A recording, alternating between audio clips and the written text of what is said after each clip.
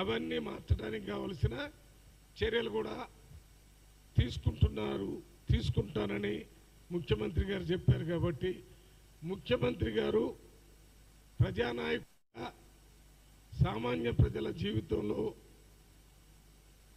మంచి జరగాలని, మొత్తం హైదరాబాదు పట్టణంలో ఉన్న ప్రజలకి ఈ అంటువ్యాధులు కానీ దోమల బెడద పోవాలనే ఉద్దేశంతో దీన్ని చేయటానికి ఈ మూసీ నది సుందరీకరణ కార్యక్రమాన్ని చేయటానికి ఈ మధ్య లండన్ పోయినప్పుడు అక్కడ థేమ్స్ నది అని ఒకటి ఏ రకంగా అయితే మనకి మూసీ నది 52 కిలోమీటర్లు హైదరాబాద్లో పారుతుందో అదే రకంగా థేమ్స్ నది కూడా లండన్ నగరం మొత్తంలో నడిబొడ్డును పారుతుంది.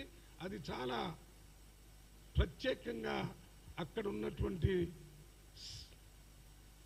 ప్రజలు, సివిల్ సొసైటీ, ప్రభుత్వం కలిసికట్టుగా ఆ థేమ్స్ నది సుందరీకరణని అక్కడ ఏ రకమైనటువంటి జబ్బులు రాకుండా, అంటువ్యాధులు రాకుండా, దోమలు లేకుండా మంచినీళ్ళని ప్రవహింపజేసినట్టు చేశారు.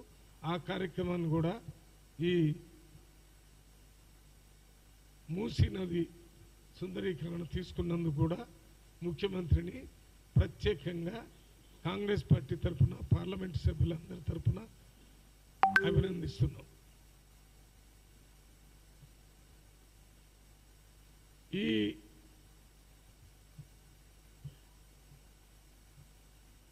మూసీ నది సుందరీకరణ జరిగిన తర్వాత హైదరాబాదులో లేకులన్నింటినీ కూడా, సరస్సులన్నింటినీ కూడా క్లియర్ చేసిన తర్వాత హైదరాబాదుకి ఒక కొత్త రూపం వస్తుంది. ఇంతకుముందే హైదరాబాదు అనేక రంగాల్లో ముందు స్థాయిలో ఉంది. ఇప్పుడు ఇవి జరిగిన తర్వాత అన్నిటికంటే ముందు స్థాయిలో బెంగళూరు కంటే ముందు ఉంటుంది, మెడ్రాస్ కంటే బాగుంటుంది, బెంగళూరు మన బాంబే కంటే బాగుంటుంది. పెద్ద పెద్ద నగరాలన్నిటికంటే కూడా ఆదర్శమైన వాతావరణమే కాకుండా ఆదర్శవంతమైన జీవితాన్ని గడపటానికి, ఆరోగ్యవంతమైన జీవితాన్ని గడపటానికి హైదరాబాద్ పట్టణం ఒక మంచి అనువైన పట్టణంగా ఏర్పడుతుంది.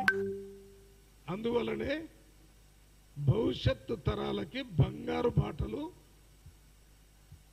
రేవంత్ రెడ్డి గారు వేస్తున్నారని చెప్తున్నాం. రేవంత్ రెడ్డి గారు ముఖ్యమంత్రి అయిన 7-8 నెలల్లోనే మొట్టమొదటి రోజే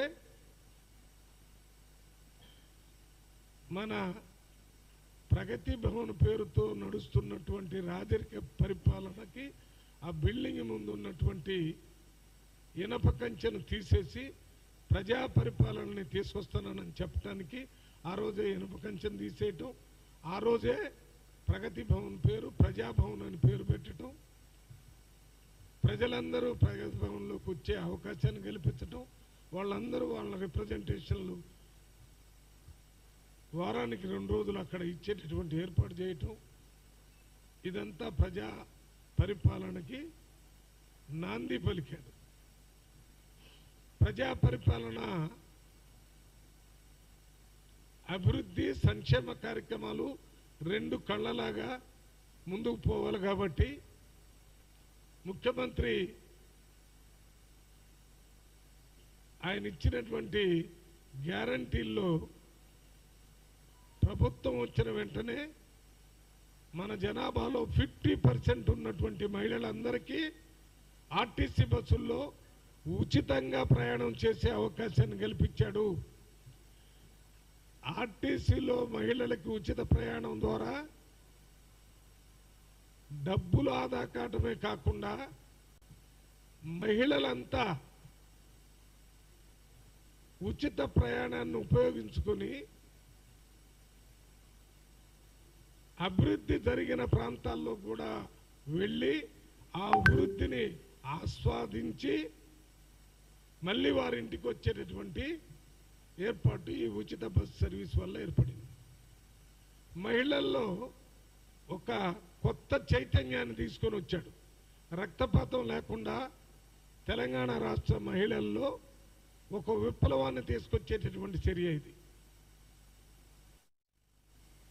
ఈ మహిళలు రాష్ట్రంలో ఉన్న అన్ని చోట్ల టూరిజం స్పాట్స్కి ఉచితంగా పోయే అవకాశం, దేవాలయాలకు ఉచితంగా పోయే అవకాశం, మార్కెటింగ్ చేసుకోవడానికి వారి ఇష్టం వచ్చిన స్థలాలకు పోయే అవకాశం,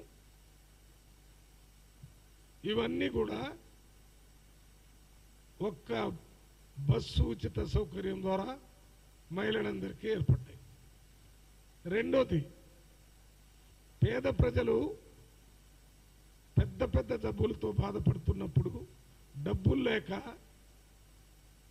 ఇంకా సావు కోసం ఎదురు చూస్తూ ఇంటి దగ్గరే ఉండే పరిస్థితి నుంచి ఒక్కొక్క పేదవాడికి 10 లక్షల రూపాయల ఖర్చుతోని కార్పొరేట్ హాస్పిటల్లో వైద్యం తీసుకుని ఏర్పాటు చేశారు.